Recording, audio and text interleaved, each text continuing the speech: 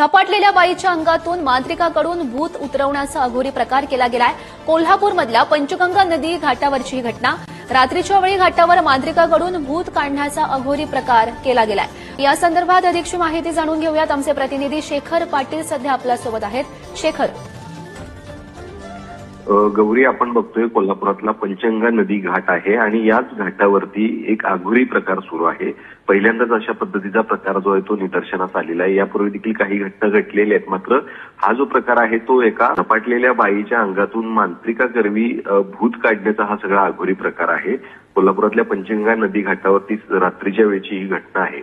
खर तर अशा पद्धतीनं पंचगंगा घाटावरती भरवस्तीत खर तर अशा प्रकार सुरू झाल्यामुळं मोठ्या प्रमाणात लोकांकडून या सगळ्यांवरती कारवाई व्हावी अशी मागणी देखील होते। मात्र एक गंभीर प्रकार म्हणावा लागेल, त्यामुळे या सगळ्यांवरती कारवाईची मागणी जी आहे ती स्थानिकांकडून केली जाते। अशा पद्धतीचे प्रकार पुन्हा या घाटावरती कधी होऊ नयेत याची देखील खबरदारी प्रशासनाकडून घेतली जावी अशी देखील मागणी केली जाते। नक्कीच। शेखर, पोलिसांनी या व्हिडिओची काही दखल घेतली आहे का? त्यांच्याकडून कारवाई केली जाते का? गौरी, अद्याप या संदर्भातली माहिती सध्या मिळाली नाही, मात्र आता आपण ही बातमी दाखवतोय त्यानंतर निश्चितच या संदर्भात दखल जी ती घेतली जाईल।